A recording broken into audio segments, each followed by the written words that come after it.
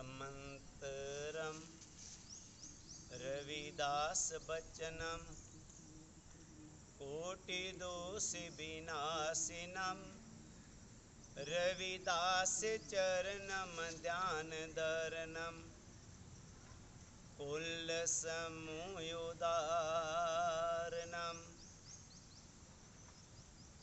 माधो अविद्या हित कीन विवेक दीप मलीन। परम सत्कारयोग गुरु प्यारी साध संगत जीओ, सारिया संगतां नूं जय गुरुदेव, जय गुरु रविदास। ये जिहड़ी वीडियो है ये मैं एक बहुत खुशी दे मूड च पा रहा, क्योंकि कल ही डेरा स्वामी जगत गिरी चैरिटेबल ट्रस्ट के सैकटरी ने एक वीडियो पाई कि जिहड़े बच्चे है वो घर च बैठे हुए है ते गुरु घर दे विच अनेकां सेवा चल रही ने। जिन्हां बच्चों का समा होवे वो गुरु घर च आ सकते ने। ते मैं देख रहा काफ़ी सारे बच्चे इत्थे पहुँचे, इन्हां नाल मिल के मैनूं खुशी हुई। जिस तरह दीनानगर तो, जगतपुर तो, इस तरह अलग अलग पिंडां दे विच्चों नौजवान बच्चे इत्थे आए।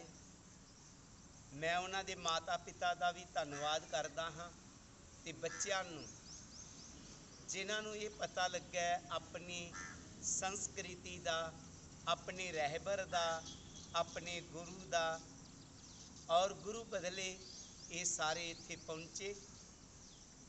मेरी बच्चिआं नूं बेनती रहेगी, बेटा सब तो पहला गुरु जी ने सानू कहा सी कि पढ़ना जरूरी है। जिथे इन्हां बच्चिआं नूं दास दी बेनती है उत्थे बाकी भी बच्चिआं नूं ये बेनती है कि साडे रहबर सतगुरु रविदास जी ने सानू ये सिक्ख्या दिती है, माधो अविद्या हित कीन विवेक दीप मलीन, कि विद्या तो बिना विवेक रूपी दीवा धुंधला रह जाता है। इस करके विद्या का होना बहुत जरूरी है। मैनू इस गल की खुशी है तुसी अलग अलग कोर्स कर रहे हो, अलग अलग डिप्लोमे कर रहे हो और उहदे नाल नाल तुसी चंगे संस्कार भी लै रहे। जिथे गुरु जी ने सानू पढ़ने वास्ते भेजे क्या है उत्थे साडे विच वधिया संस्कार होने भी जरूरी हैं। मैं देखदा हाँ अज बच्चे पढ़ जाते ने पर उस संस्कारां तो रहत ने, उन्हां नूं अपने माता पिता की पहचान नहीं, अपने रहबरां की पहचान नहीं, अपने समाज की पहचान नहीं। मैनू अच्छा लगा उस दिन जिस दिन स्कूल दे विच प्रोग्राम चल रहा सी ते बच्चिआं नूं सवाल पूछे जा रहे सन। एक बच्चे नूं जदों ये गल पूछी गई कि अगर रब तेरे सामने आवे तो वह कहे कि तू की बनना चाहना है, तो तू की कहेगा कि मैं की बनना चाहना, रब तेनों बनावेगा। तो उसने कहा कि मैं बाबा साहेब अम्बेडकर बनना चाहता हाँ। तो मैनू उस दिन बहुत खुशी प्राप्त हुई कि जिस मिशन नूं असी लैके चले सी, चाहे एक बच्चे ने कहा पर कह दिता है। अज मैनू लग रहा कि तुसी कई बच्चे गुरु घर विच ऐसी सोच लैके आए हुए हो, ऐसी गल नूं लैके आए हो। मेरी बेनती रहेगी कि जिथे तुसी पढ़ना है उत्थे वधिया संस्कार अपने च लियाने ने। सतगुरु ने माँ प्यो नूं प्रभु का दर्जा दिता है। सतगुरु जी ने कहा सी मुकंद मकंद जपियो संसार, बिन मुकंद तन होए ओहार, सोई मकंद मुकत का दाता, सोई मकंद हमरा पित माता। उस परमात्मा नू माता पिता कहा है, रब नू भी माता पिता कहता। माँ प्यो का दर्जा इतना उच्चा है मेरी आप बच्चियां अगे और जेड़े दूसरे बच्चे हैं उन्हां अगे बेनती है कि अपने माता पिता के कहने अनुसार रहना और जिस तरह वो कहन उस तरह करना। उन्हां दी खुशी जिहड़ी है वो तुहाडी खुशी च बहुत ज़्यादा वाधा पावेगी। इस करके उन्हां दी आग्या का पालन करते रहना, अपने बजुर्गों की सेवा जरूर करना। और उन अच्छे संस्कारां च दूजी गल आ जाती है, गुरु जी ने कहा सी सुरसरी सल्लल किरत बारनी रे संत जन करत नहीं पानन। कि शराब चाहे गंगा जल दी क्यों ना होवे, नशे जितने मर्जी वधिया क्यों ना होन, कदे भी सेवन नहीं करने। ये प्रण लेना, क्योंकि अज तक जितने भी देश के आदिवासी लोगों को गुलाम बनाया, तुसी कनेडा की हिस्टरी पढ़ के देख लो, चाहे आस्ट्रेलिया की हिस्टरी पढ़ के देख लवो, उतों के नेटवां का हाल देख लवो, चाहे भारत के आदिवासी इन्हां नूं गुलाम बनाने वास्ते हर जगह ते इको एक तरीका वरत्या गया, वो सन नशे। जदों तुसी नशियां दा त्याग कर जावोगे, तुहाडी अद्धी जिंदगी उदन ही स्वर्ग बन जाएगी। इस करके मेरी बेनती रहेगी, नौजवान जितने बच्चे ने, कुछ भी हो जाए नशियां वाल नहीं जाना। मैनू ये पूरा यकीन है कि तुसी जितने बच्चे हो ऐसे सोचते हो, और मैनू ये भी यकीन है आने वाले समय च भी तुसी कदे नशिया च नहीं पै सकते, क्योंकि तुहाडे माता पिता ने तुहानू वधिया संस्कार दिते हुए ने, वधिया सोच दिती हुई है। पर फिर भी मेरी बेनती रहेगी कि आने वाले समय च तुसी वख-वख महकमियां च डिपार्टमेंटां च जाओगे, उत्थे जा कर के जो मर्जी हो जाए पर नशियां च नहीं पैना। अगली मेरी बेनती रहेगी, गुरु जी ने कहा सी आवादान सदा मशहूर ओहा गनी बसे महमूद। आवादान ओ सोहनी सुंदर आबादी, ओ कनी आबादी दे वासी कौन होणगे मेरे बेगमपुरे, उस स्वर्ग दे वासी कौन होणगे। गनी लोग, गनी दा भाव तनी लोग, जिन्हां च वधिया सोच होएगी, आपने वधिया सोच वाले बनना होवेगा।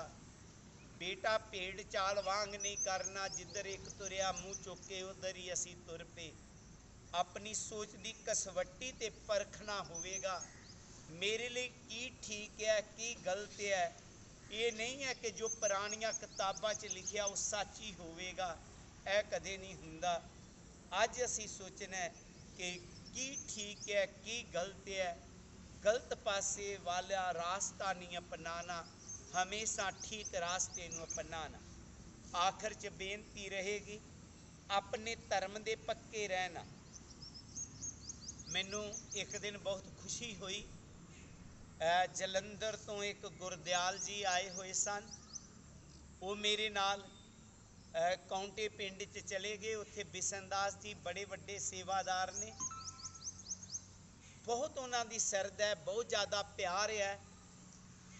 मैं आखिर उन्होंने एक सवाल कर दिता, बिसन जी गुरदयाल जी मैं देखिया जिन्होंने भी नवे आर्ये कह देंगे है, कहन का भाव पाकिस्तान चो जो 1971 के आस पास आए तो इन्हां पिंडां दे विच नवे आर्ये कहा, बेसिकल रविदासीए ने, पर किसी कारणवश ना जाने क्यों भी तुसी जितने भी रविदासीए पाकिस्तान चो नवे आए हो, सारे दे सारे गुरु रविदास मिशन दे नाल जुड़े हुए हो।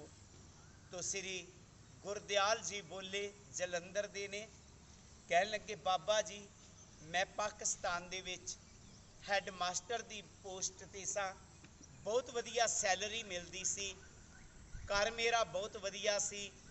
बिशन जी भी काफ़ी पढ़े लिखे सन, उधर वधिया इन्हां नूं जाप मिल सकती सी, ਵਧੀਆ ਜ਼ਿੰਦਗੀ ਅਸੀਂ ਜੀ ਸਕਦੇ ਸਾਂ। ਲੇਕਿਨ ਸਾਨੂੰ ਉੱਥੇ ਆਪਣਾ ਮਿਸ਼ਨ ਨਹੀਂ ਸੀ ਲੱਭਦਾ, ਆਪਣਾ ਧਰਮ ਨਹੀਂ ਸੀ ਲੱਭਦਾ। ਅਸੀਂ ਜਦੋਂ ਸਿੱਖ ਧਰਮ ਦੀ ਗੱਲ ਸੁਣਦੇ ਕਿ ਗੁਰੂ ਗੋਬਿੰਦ ਸਿੰਘ ਜੀ ਨੇ ਆਪਣੇ ਧਰਮ ਦੇ ਲਈ ਚਾਰੇ ਪੁੱਤਰ ਕੁਰਬਾਨ ਕਰ ਦਿੱਤੇ, ਆਪਣੀ ਮਾਤਾ ਕੁਰਬਾਨ ਕਰਤੀ, ਪਿਤਾ ਕੁਰਬਾਨ ਕਰਤਾ, ਆਪ ਕੁਰਬਾਨ ਹੋ ਗਏ ਆਪਣੇ ਧਰਮ ਦੇ ਲਈ, ਲੇਕਿਨ ਆਪਣਾ ਧਰਮ ਨਹੀਂ ਤਿਆਗਿਆ। ਅਸੀਂ ਸੋਚਿਆ ਅਸੀਂ ਵੀ ਆਪਣੇ ਧਰਮ ਦੇ ਨਾਲ ਜੁੜੀਏ, ਆਪਣੇ ਮਿਸ਼ਨ ਦੇ ਨਾਲ ਜੁੜੀਏ। ਸਾਡੀ ਦਿਨ ਰਾਤ ਇੱਕ ਸੋਚ ਬਣੀ ਹੋਈ ਸੀ। ਆਖਰ ਅਸੀਂ ਪਾਕਿਸਤਾਨ ਤੋਂ ਭਾਰਤ 'ਚ ਆਏ। ਗੁਰਦਿਆਲ ਜੀ ਕਹਿਣ ਲੱਗੇ ਅਜੇ ਤੱਕ ਮੈਨੂੰ ਇੱਥੇ ਭਾਰਤੀ ਜਿਹੜਾ ਸ਼ਹਿਰੀ ਹੈ ਉਹ ਹੋਣ ਦਾ ਮੈਨੂੰ ਅਜੇ ਤੱਕ ਸਰਟੀਫਿਕੇਟ ਨਹੀਂ ਮਿਲਿਆ, ਪਰ ਫਿਰ ਵੀ ਅਸੀਂ ਉਹ ਸਾਰਾ ਕੁਝ ਤਿਆਗ ਕਰਕੇ ਭਾਰਤ ਦੇ ਵਿੱਚ ਆਏ ਔਰ ਇੱਥੇ ਆ ਕੇ ਆਪਣੇ ਭਰਾਵਾਂ ਨਾਲ ਵਧੀਆ ਜ਼ਿੰਦਗੀ ਜੀ ਰਹੇ ਹਾਂ ਔਰ ਗੁਰੂ ਰਵਿਦਾਸ ਮਿਸ਼ਨ ਦੇ ਨਾਲ ਜੁੜੇ। ਮੈਂ ਸੋਚ ਰਿਹਾ ਸੀ ਕਿ ਲੋਕ ਛੋਟੇ ਛੋਟੇ ਲਾਲਚ ਦੇ ਪਿੱਛੇ ਲੱਗ ਕੇ ਆਪਣਾ ਧਰਮ ਛੱਡ ਦਿੰਦੇ ਨੇ, ਕਹਿ ਦਿੰਦੇ ਨੇ ਉਹ ਬਿਮਾਰੀਆਂ ਹਟਾ ਦਿੰਦਾ ਜੀ। ਕੋਈ ਸੋਚਦਾ ਉਹਨੇ ਇਹ ਲਾਲਚ ਦੇ ਦਿੱਤਾ, ਪਰ ਤੁਸੀਂ ਕਿਤਨੇ ਆਪਣੇ ਧਰਮ ਦੇ ਪੱਕੇ ਹੋ, ਕਿਤਨੇ ਠੋਸ ਹੋ ਆਪਣੇ ਧਰਮ ਦੇ ਲਈ, ਕਿਤਨਾ ਵੱਡਾ ਤਿਆਗ ਹੈ ਤੁਹਾਡਾ ਆਪਣੇ ਧਰਮ ਦੇ ਲਈ ਕਿ ਤੁਸੀਂ ਆਪਣੀਆਂ ਕੋਠੀਆਂ ਤਿਆਗ ਦਿੱਤੀਆਂ ਆਪਣੇ ਧਰਮ ਨੂੰ ਕਾਮਯਾਬ ਕਰਨ ਦੇ ਲਈ, ਆਪਣੇ ਧਰਮ ਦੇ ਵਿੱਚ ਰਹਿਣ ਦੇ ਲਈ, ਆਪਣੀਆਂ ਨੌਕਰੀਆਂ ਤੱਕ ਛੱਡ ਦਿੱਤਾ ਕਿ ਅਸੀਂ ਆਪਣੇ ਰਵਿਦਾਸੀਆ ਧਰਮ 'ਚ ਜਾ ਕੇ ਰਲਣਾ। ਮੈਨੂੰ ਬਹੁਤ ਖੁਸ਼ੀ ਹੈ। ਸੋ ਬੇਟਾ, ਅਸੀਂ ਵੀ ਛੋਟੇ ਛੋਟੇ ਲਾਲਚਾਂ ਦੇ ਪਿੱਛੇ ਲੱਗ ਕਰਕੇ ਕਦੇ ਆਪਣੇ ਧਰਮ ਨੂੰ ਨਹੀਂ ਛੱਡਣਾ। ਜਿਸ ਤਰ੍ਹਾਂ ਮੁਸਲਮਾਨ ਦਾ ਬੱਚਾ ਆਪਣੀ ਨਮਾਜ਼ ਦੇ ਵਿੱਚ ਹਾਜ਼ਰ ਹੁੰਦਾ ਹੈ, ਅਸੀਂ ਵੀ ਗੁਰੂ ਰਵਿਦਾਸ ਮਹਾਰਾਜ ਜੀ ਦਾ ਜਨਮ ਦਿਨ ਆਵੇ, ਚਾਹੇ ਉਹਨਾਂ ਦਾ ਕੋਈ ਵੀ ਦਿਨ ਹੋਵੇ, ਛੋਟੇ ਬੱਚੇ ਤੋਂ ਲੈ ਕੇ ਬਜ਼ੁਰਗਾਂ ਤੱਕ ਅਸੀਂ ਸਾਰਿਆਂ ਨੇ ਇਕੱਠੇ ਰਲ ਕੇ ਗੁਰੂ ਜੀ ਦੀ ਆਰਤੀ ਕਹਿਣੀ ਹੈ, ਉਹਨਾਂ ਦਾ ਮਿਸ਼ਨ ਜਿਹੜਾ ਉਹਨੂੰ ਅਪਣਾਉਣਾ ਹੈ, ਉਹਨਾਂ ਦੀ ਅਰਦਾਸ ਕਹਿਣੀ ਹੈ, ਬਾਣੀ ਨੂੰ ਕਹਿਣਾ। ਤੁਸੀਂ ਹੋ ਅਗਲੀ ਪਨੀਰੀ ਜਿਨ੍ਹਾਂ ਨੇ ਇਸ ਮਿਸ਼ਨ ਨੂੰ ਲੈ ਕੇ ਅੱਗੇ ਜਾਣਾ। ਸੋ ਮੈਂ ਫਿਰ ਦੁਬਾਰਾ ਤੋਂ ਇਹਨਾਂ ਬੱਚਿਆਂ ਦਾ ਧੰਨਵਾਦ ਕਰਦਾ ਕਿਉਂਕਿ ਕੱਲ੍ਹ ਹੀ ਵੀਡੀਓ ਪਾਈ ਔਰ ਅੱਜ ਹੀ ਇਹ ਬੱਚੇ ਇੱਥੇ ਪਹੁੰਚ ਗਏ ਔਰ ਇੱਥੇ ਆ ਕਰਕੇ ਪੂਰਾ ਦਿਨ ਇਹਨਾਂ ਨੇ ਸੇਵਾ ਵੀ ਕੀਤੀ ਔਰ ਸੇਵਾ ਦੇ ਨਾਲ ਨਾਲ ਵਧੀਆ ਸੰਸਕਾਰਾਂ ਨੂੰ ਸਿੱਖ ਰਹੇ ਨੇ। ਮੇਰੀ ਬੇਨਤੀ ਰਹੇਗੀ ਇਸੇ ਤਰ੍ਹਾਂ ਹੋਰ ਬੱਚਿਆਂ ਨੂੰ ਵੀ, ਜਿਨ੍ਹਾਂ ਕੋਲ ਵੀ ਸਮਾਂ ਹੋਵੇ, ਟਾਈਮ ਹੋਵੇ, ਉਹ ਬੱਚੇ ਗੁਰੂ ਘਰ ਵਿੱਚ ਆ ਸਕਦੇ ਨੇ।